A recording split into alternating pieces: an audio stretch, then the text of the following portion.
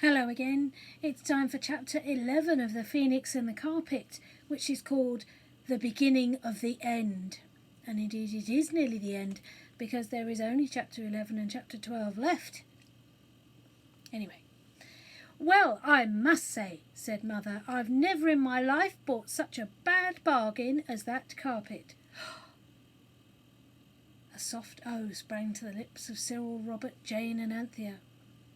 Mother looked at them quickly and said, Well, of course I can see you've mended it very nicely, and that was sweet of you, dears, but still, it ought to have lasted for years. It's simply dreadful now. Well, never mind, darlings, you've done your best. I think we'll have to have some coconut matting next time. A carpet doesn't have an easy life of it in this room, does it? The lamb was very glad to have his brothers and sisters to play with him. He had not forgotten them a bit, and he made them play all the old games, climbing and swinging. All the same, I wish we could decide what we'd better say next time Mother asks anything about the carpet, said Cyril. Well, you talk and decide, said Anthea.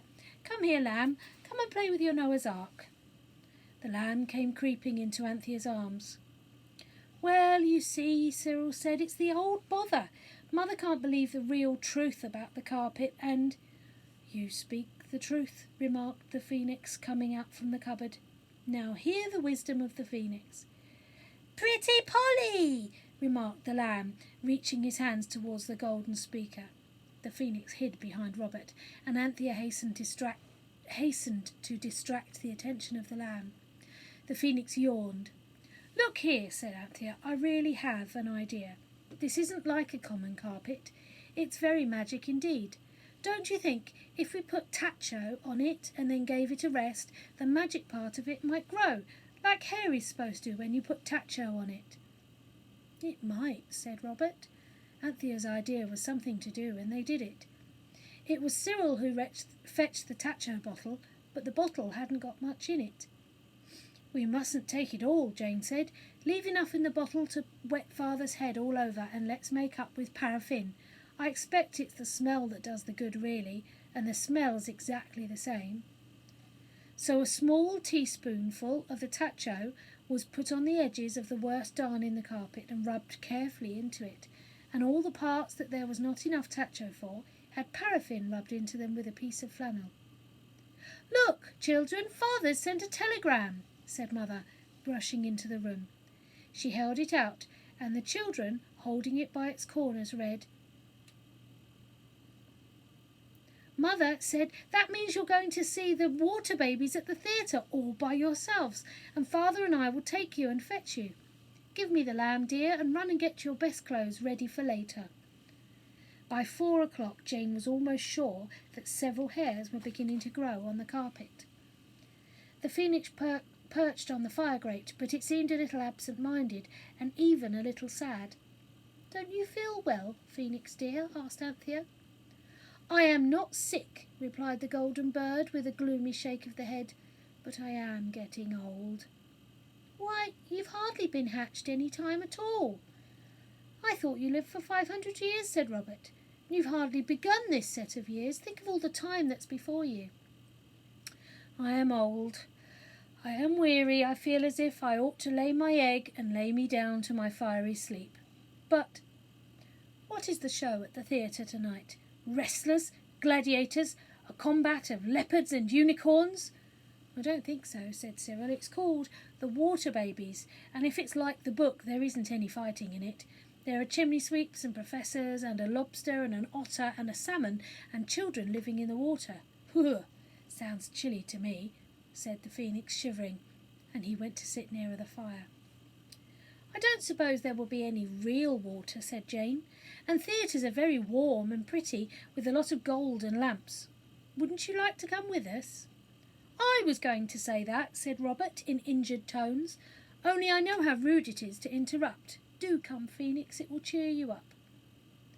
Your words are strange, said the Phoenix, but I will come with you. It may help me forget the weight of my years. So that evening the Phoenix snuggled inside Robert's coat and was taken to the play. Robert had to pretend to be cold at the restaurant where they ate dinner, too cold to take off his coat, and so he sat sweltering in the heat. Father was full of jokes and fun, and everyone laughed all the time. When dinner was finished, the children were taken to the theatre, guided to a box close to the stage, and left. Father's parting words were, "Now, don't you move out of this box, whatever you do. I shall be back before the end of the play. Be good, and you will be happy. Goodbye." He went, and Robert was at last able to remove his coat and mop his brow and released the crushed phoenix. They were very, very early. When the lights went up on the theatre fully, on the stage, the phoenix, balancing itself on the gilded back of a chair, swayed in pleasure. "Oh, how fair a scene this is," it murmured. "How fairer than my temple. Perhaps I have guessed right. This is my true temple." "Well, you can call this your temple if you like," said Robert, "but shh, the music is just beginning." Cyril and Jane and Robert and Anthea enjoyed the play as much as any children possibly could, but the pleasure of the phoenix was far, far greater than theirs. "This is indeed my temple," it said again and again. The songs in the play it took to be hymns. The electric lights, it said, were magic torches lit for its sake, and it was so charmed that the children could hardly persuade it to sit still. But when the spotlight was on the stage, it could contain its approval no longer. It flapped its golden wings and cried in a voice that could be heard all over the theatre, "Well done, my servants!" Little Tom on the stage stopped short in what he was saying. A deep breath was drawn by hundreds of lungs. Every eye in the house turned to the box where the children cringed, and most people said, "Shh!" or "Turn them out!" Then the play went on, and an attendant presently came to the box and spoke angrily. "It wasn't us, indeed it wasn't," said Anthea earnestly. "It was the bird." The bird said, "Well then, they must keep their bird very quiet, disturbing everyone like this," he said. "It won't do it again," said Robert, glancing at the golden bird. "I'm sure it won't." "You may leave," said the phoenix gently. "Well, he is a beauty and no mistake," said the attendant, "but I'd cover him up during the acts. It upsets the performance." And he went. "Don't speak again, there's a dear," said Anthea. "You wouldn't like to interfere with your own temple, would you?" So now the phoenix was quiet, but it kept whispering to the children, and became so excited and fretful and tiresome that the children wished it had been left at home. What happened next was entirely the fault of the phoenix. No one could ever understand afterwards how it happened. No one is except the guilty bird itself and the 4 children. The phoenix was balancing itself on the back of a chair, swaying backwards and forwards and up and down. All eyes were on the stage when the phoenix murmured warmly, "No altar, no fire, no incense." And then, before any of the children could even begin to think of stopping it, it spread its bright wings and swept around the theatre, brushing its gleaming feathers against delicate hangings and gilded woodwork. It seemed to have made only one circular wing sweep. Next moment it was perched again on the back of the chair, and all around the theatre where it had passed, little sparks shone like tinsel seeds. Then little smoke wreaths curled up like plants. Little flames opened their flower buds. People whispered, and then people shrieked, "Fire! Fire!" The curtain went down and the lights went up. "Fire!" cried everyone, and ran for the doors. "A magnificent idea," said the phoenix complacently. "An enormous altar. Fire supplied free of charge. Doesn't the incense smell delicious?" The only smell was the smell of smoke, of burning silk or scorching varnish. The little flames had now opened into great flame flowers. The people in the theatre were shouting and pressing towards the doors. "Oh, how could you?" said Jane. "Let's get out." "Father said to stay here," said Anthea, very pale and trying to speak in her ordinary voice. "He didn't mean to stay and be roasted alive," said Robert. "No, thank you," said Cyril, and he opened the door of the box. But a fierce waft of smoke and hot air and flames made him shut it again. It wasn't possible to get out that way. They looked over the front of the box. Could they climb down? It would be possible, certainly, but would they be much better off? "Look at the people crowding to the doors," moaned Anthea. "We couldn't get through." I wish we'd never seen the phoenix, cried Jane. At that awful moment, Robert looked around to see if the bird had overheard, but the phoenix was gone. Let's wait here, said Cyril, as father said. We can't do anything else, said Anthea bitterly. Look here, said Robert. I'm not frightened. No, I'm not. I believe in the phoenix. The phoenix thanks you, O Robert, said a golden voice at his feet, and there was the phoenix himself on the wishing carpet. Quick, it said, stand on those portions of the carpet which are antique and authentic, and a sudden jet of flames stopped his words. Sparks of fire had lit the paraffin which the children had mended the carpet with. It burned merrily. The children tried in vain to stamp it out. They had to stand back and let it burn itself out. When the paraffin had burned away, it was found that it had taken with it all the careful sewing that Anthea had done. Only the fabric of the old carpet was left, and that was full of holes. Come, said the phoenix. The four children got on carefully to the carpet, or what was left of the carpet.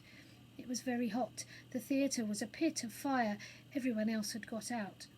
Jane had to sit on Anthea's lap. Home, said Cyril, and instantly the cool draught from under the nursery door played upon their legs as they sat. They were all on the carpet still, and the carpet was lying in its proper place on the floor, as calm and unmoved as though it had never been to the theatre or taken part in a fire in its life. 4 long breaths of deep relief were breathed, and they were safe. Everyone else was safe. The theatre had been empty when they'd left. Everyone was sure of that.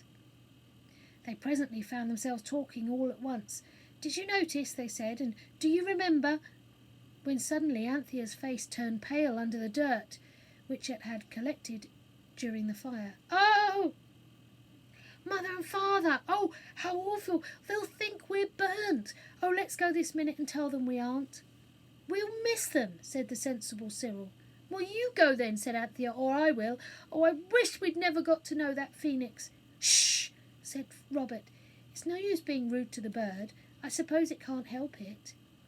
No one had noticed the phoenix since it had bidden them to step on the carpet, and no one had noticed that no one had noticed. Cyril was just plunging into his coat to go and look for his parents when the sound of Father's key in the front door sent everyone bounding up the stairs. Are you all safe? Cried Mother's voice, and the next moment she was kneeling on the floor trying to kiss 4 children at once, and laughing and crying in turns, while Father stood looking on and saying he was blessed or something.